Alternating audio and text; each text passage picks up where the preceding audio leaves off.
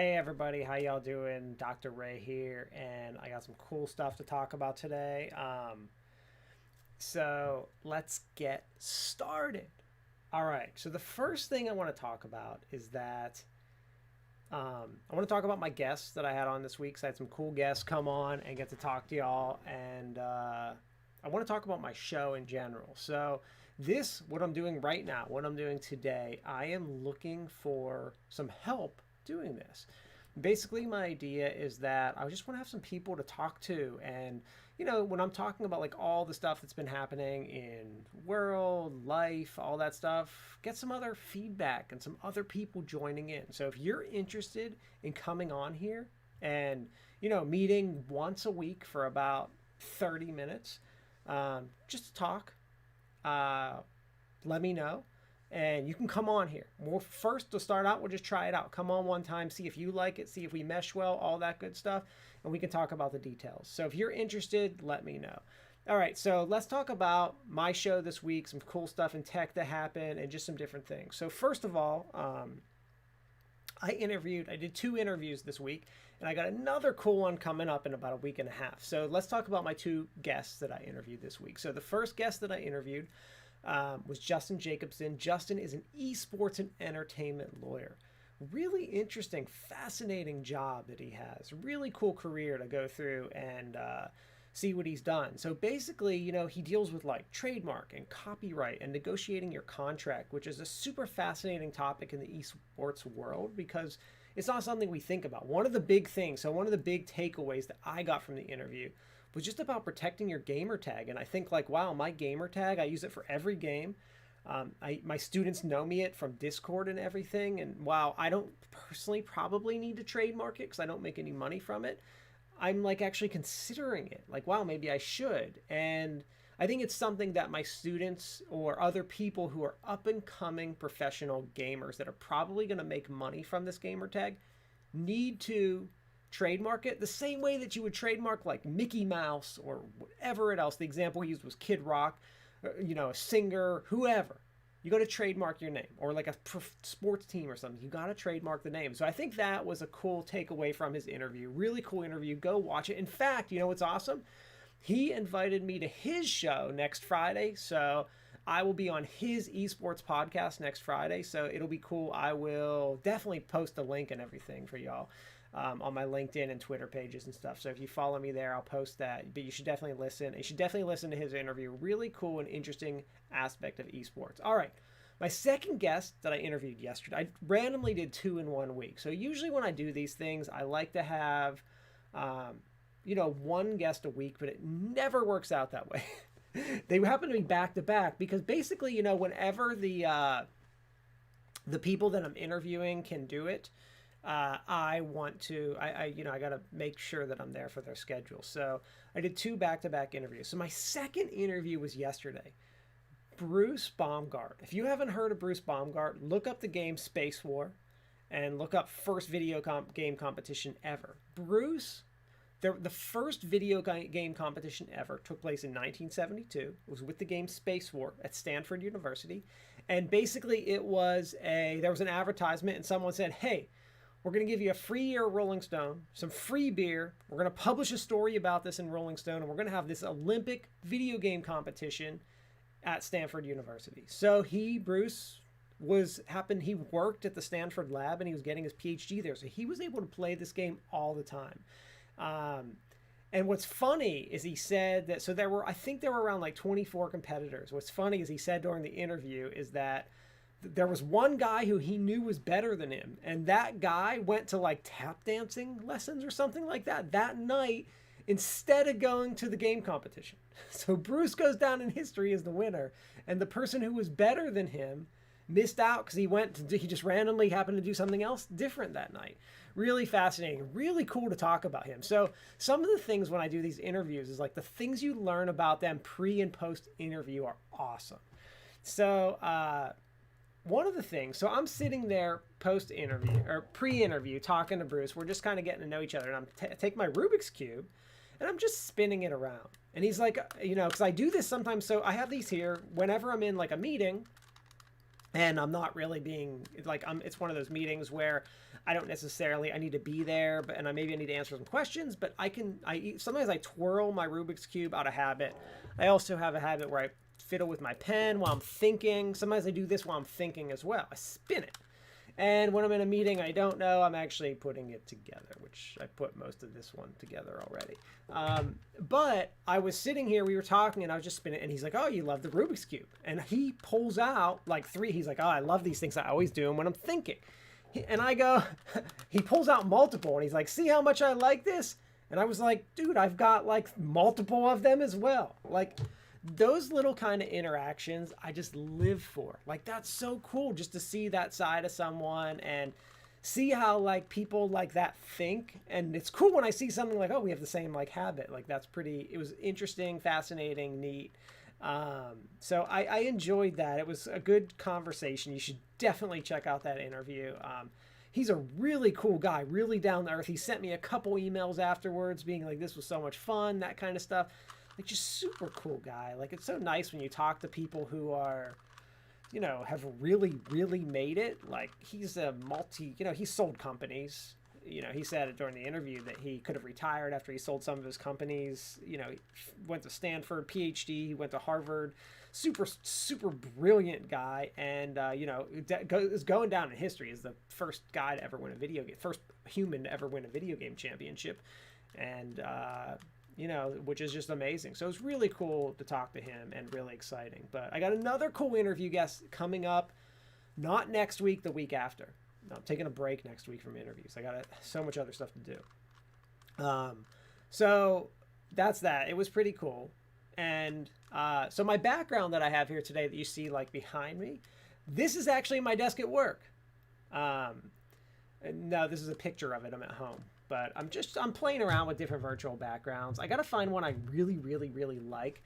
And when I move, I'm going to talk about my moving process soon. When I move, I'm going to set up a really just cool background where I really don't have to use I still want the option to always use a virtual one no matter what. Because there are going to be times when I need like a plain, just, white or blue or black or green, whatever. I always need a virtual background. Now, my virtual background I'm using right now is simply a sheet. I do have a projector background, but I'm using a sheet here. Let me show you my background really quick. I can do that for y'all. So you can see what my background looks like right now. See? Oh, you can see like the whole Zoom thing. Let me shut that off. So you can see I'm simply just in a green screen. This is just a sheet, actually. And you can see like Zoom does such a good job of getting, like, I don't even have to worry about like ironing or getting these few creases out. Zoom does such a good job of doing it that I don't need to worry about that. I actually really like Zoom's. So I'm using Zoom to play my video right now. And let me get this this image back here. I want to use that one. Oh, that's pretty cool. Hold on.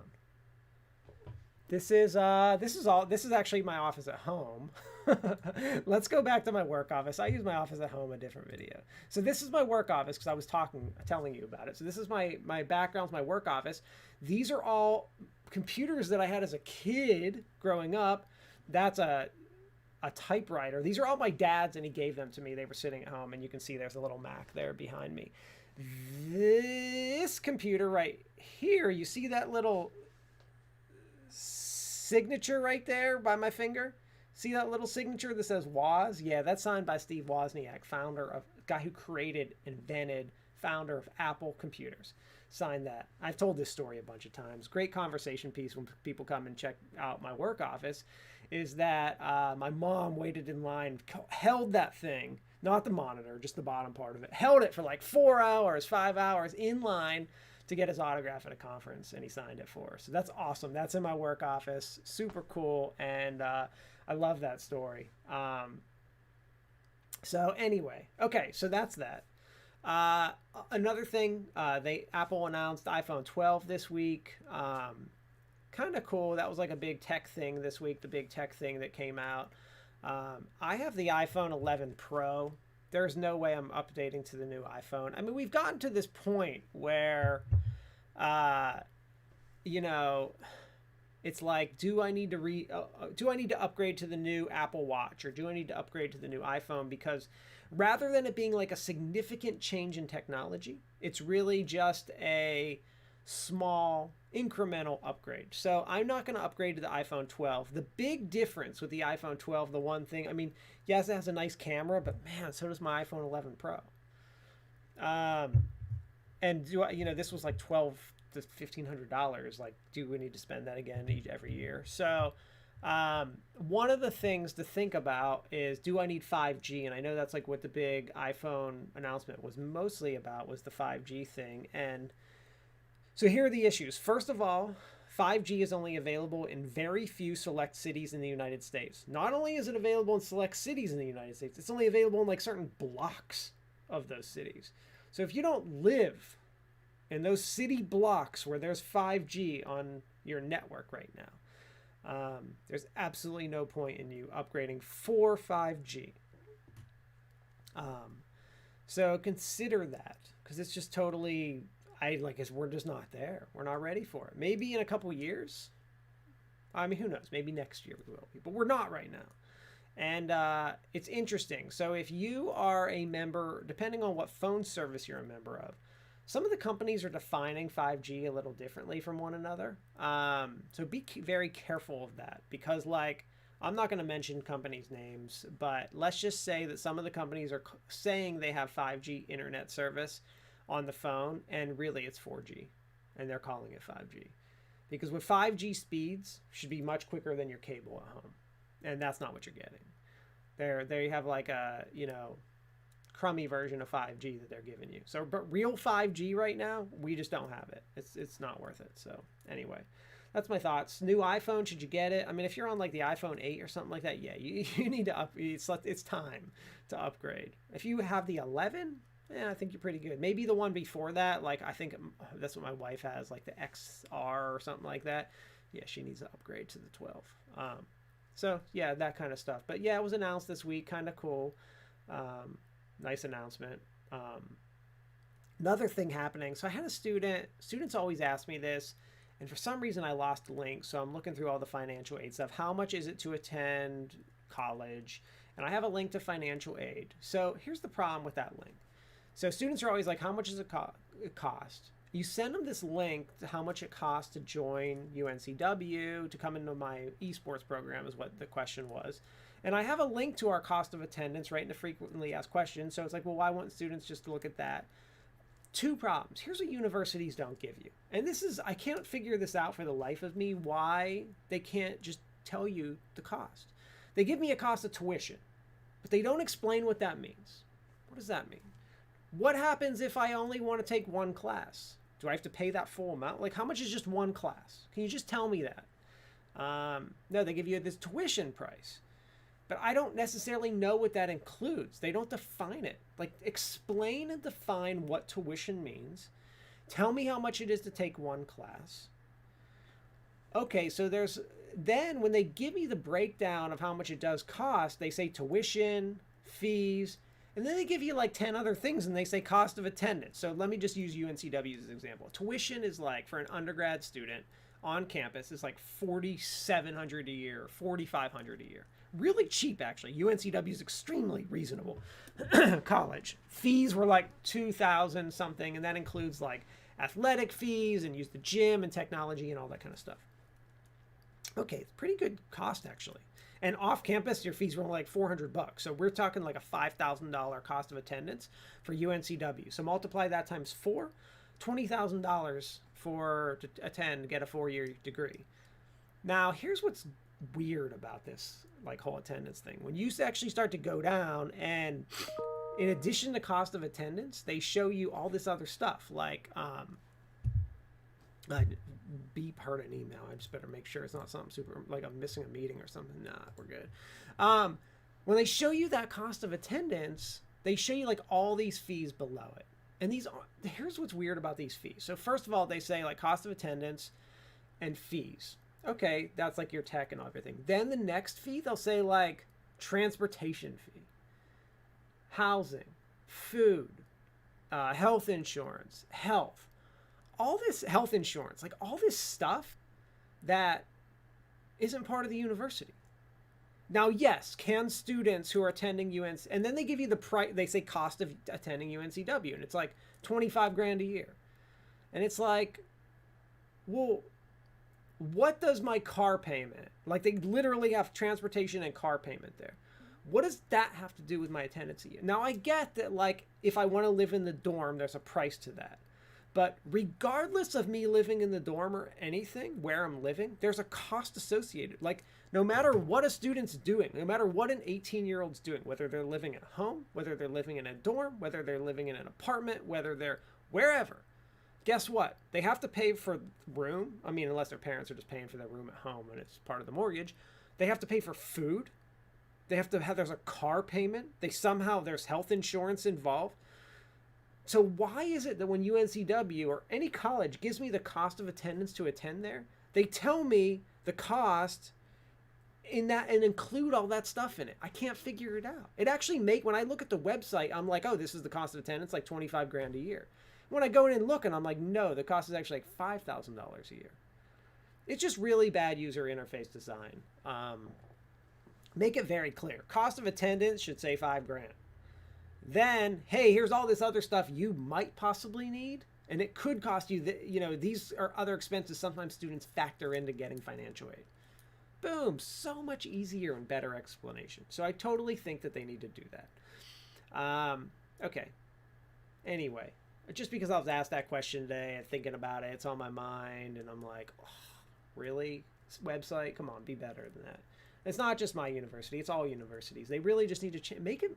I mean, they do a good, I will admit, at least at UNCW, they are doing a good job of explaining the fees. You can actually click the fees link, and they say, like, this much goes to athletics, this much goes to, like, activities on campus, this much is going to the rec, this much is. They do a good job of breaking that down, so thank you. Good. I'm not complaining. I just think the information's organized incorrectly, and it's giving an incorrect message. That's all. Reminding me of school, my kids are at school right now. My wife's picking them up. So kids are going back to school across the United States, and coronavirus cases are going up. So we're hoping for the best, but, they were really excited. They went, and, so first of all, the way they're attending is their school's doing half the class goes Monday, Tuesday, half the class goes Thursday, Friday. And basically, so the classes are half the size, so the kids are spread out. They're wearing masks. They're washing hands a lot more. They're doing a lot of good things that will help prevent germs. And I think the biggest thing they're doing is having fever checks in the morning. I think that's beautiful. I think they should do that. They should have been doing that forever at schools. Like how many parents send their kids when the kid has a fever, or the parents don't even know, or the parents do know. That kid gets everyone else sick, and like how much work, dollars lost, how much of society is lost because of that. That fever check, I think, is awesome. So I think that's cool, and we'll see how it goes. Like, am I a little nervous about it? Yeah, but I think they need it, and they're excited about it. So it's cool. So far, so good. Our kindergartner was like, I met a friend, and like, it seemed like good, and we're excited and glad they have some sense of normalcy. I just hope we get through this thing and they get a vaccine and it's like safe and we can all take it and like be back to normal soon. That's like my big hope, but so far so good. I hope cases don't continue to rise and that we can keep the kids in school like they are right now, because I think they need it. Even 2 days a week is like a huge, awesome thing for them right now. So let's keep that up. So good job there. Schools at least doing a good job. I'm happy with that. Oh, another cool thing. Listen to this. So apparently, at least in my county, the kids get free breakfast and lunch at school for the rest of the school year. You know why that's awesome? Because I'm putting in like $100 a month on kids' lunches. And now I get to save that money. So at least my tax dollars are going to something that is benefiting me. I mean, it's nice. It's cool. I think they should maybe always do that, especially if they have the money. I don't know. Maybe they don't. I don't know. I don't want to argue about like tax dollars right now or anything like that. But I do think it's cool and it's nice, and at least those 2 days a week, my kids get free breakfast and lunch that I don't have to pay for. It's only like, I'm really saving like $6 a week or something like that, because their school lunches it's nothing. But hey, money's money. You always got to save it. Reminding me of money, Another topic I wanted to talk about is I don't think people, man, this topic, I know I've talked about it before. I totally don't think people understand how rent and mortgages work. I just think people just have no idea. I think that there are people who understand how mortgages work. There are people who understand how rent, like the renters work. But there's tons of people that they only understand one of those topics and not both of them and how they work together. People just, oh man. So like, okay, let's say that I have a mortgage on a house. And with my mortgage and my taxes and insurance all combined, my house it costs me $1,000 a month. So, and I'm just using that as an example. I have a feeling that people assume that I should be renting that house out for $1,000 a month. Because that's what I pay. And people are like, well, how can you charge $1,500? You're just making $500 a month. People don't realize that's totally not how this works at all. So let me explain it. And I've explained this before because it just bothers me to no end that I see people just with so much misinformation and they really don't want to be informed. Like if you think you know it, why don't you just look it up and verify that what you're saying is correct? Even in the real estate forum and Reddit, half the realtors on there are getting it in. I'm like, what is going on? Do y'all not understand how this works? So first of all, let's say I have a house, I pay $1,000 a month on it, and I rent it out for $1,500. No, that does not mean I make $500 a month. Not at all. The way you pay taxes on a house is, first of all, that $1,500 times 12 goes on to my salary.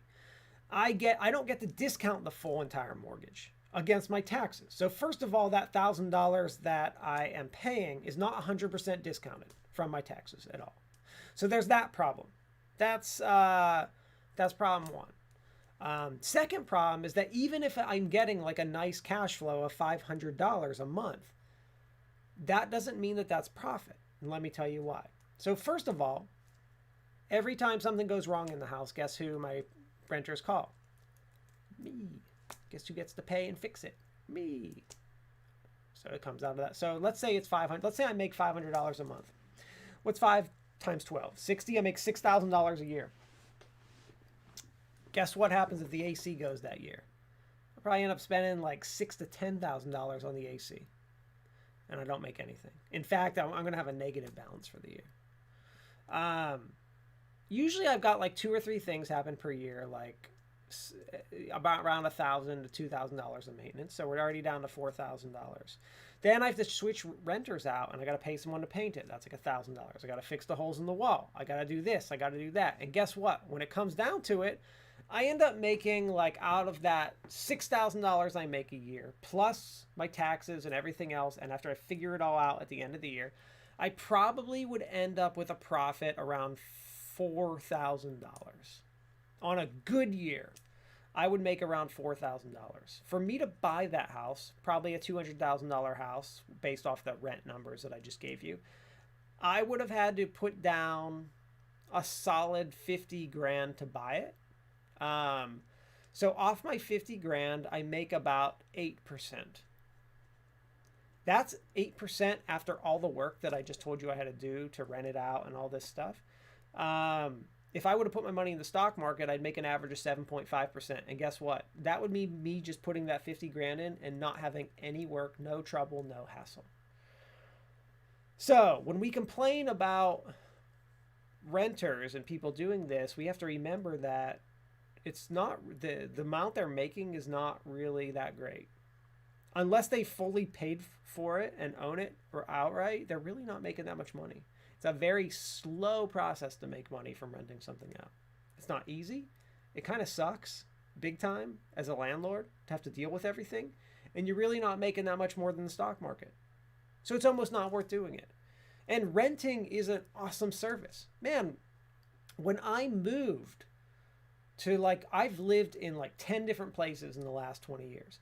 Every time I moved, it was awesome being able to rent a house. I'm thanking those people for having houses available that I could rent. I didn't want to have to buy.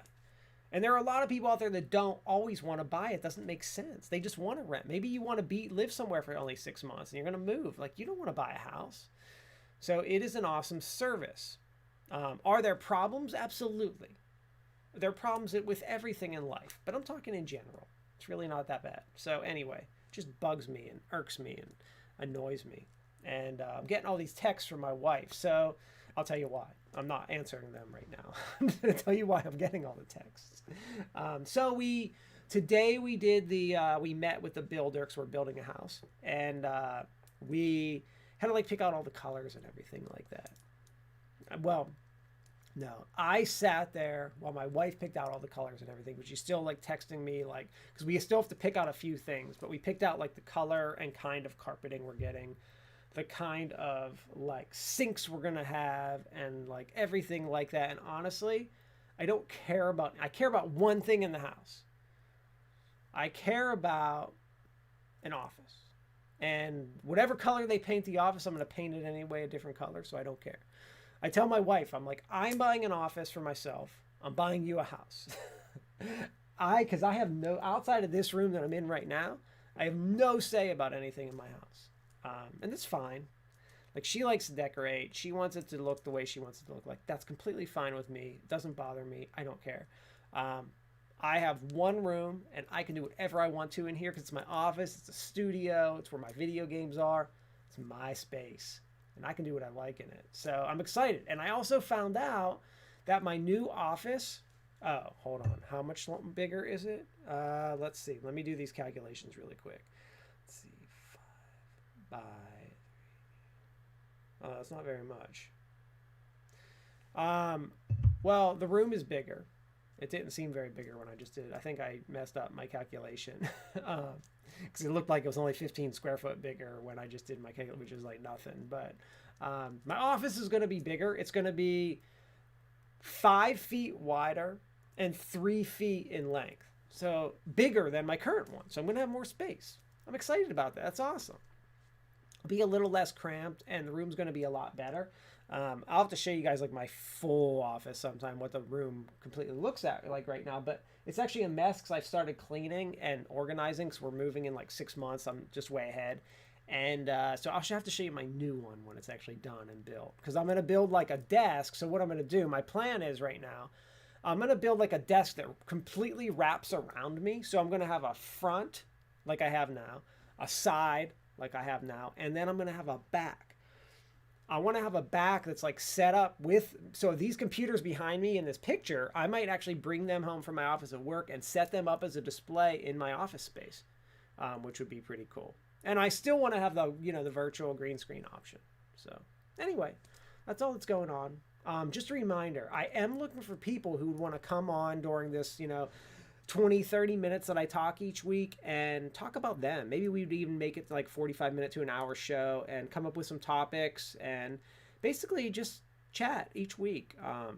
So I'm looking for people who are interested in being on YouTube, interested in being on camera, who would want to do something like this and join me. We would try it out at first. Maybe you come in for an episode, maybe you come in for 2 or 3 episodes, work it out, figure out if you enjoy it, figure out if you fit well. We pick a time and everything like that and see how it works. Because I think it could be cool. And I just want some people to talk to when I'm doing this. So I think that would be exciting. So if you are interested, please send me a message. You got my website, raypastore.com. Send me a message on there. Any of my emails, social media, I've got 5,000 ways to contact me. So even post it in the YouTube chat. Let me know. Comment on the video and let me know. And I think it would be cool. And I just want to work with some people. I think it's fun. Like, it's always exciting to hear other people's opinions and thoughts on everything. And give someone a chance to talk about what's going on in their life a little bit, like how I talk about my house and making a surfboard and stuff. You could tell me some cool things, but mostly we would be talking about like the intro stuff, like talking about some of the guests, different things we did, maybe talking about like just when I'm talking about like the price of UNC, like what do you think about that stuff? What do you think about the new iPhone? Like what are your thoughts on it? So I think it would be cool to talk to someone. So anyway, if you're interested in that, you let me know. Otherwise, y'all, I think that's it for today. It's Friday, so have a good weekend.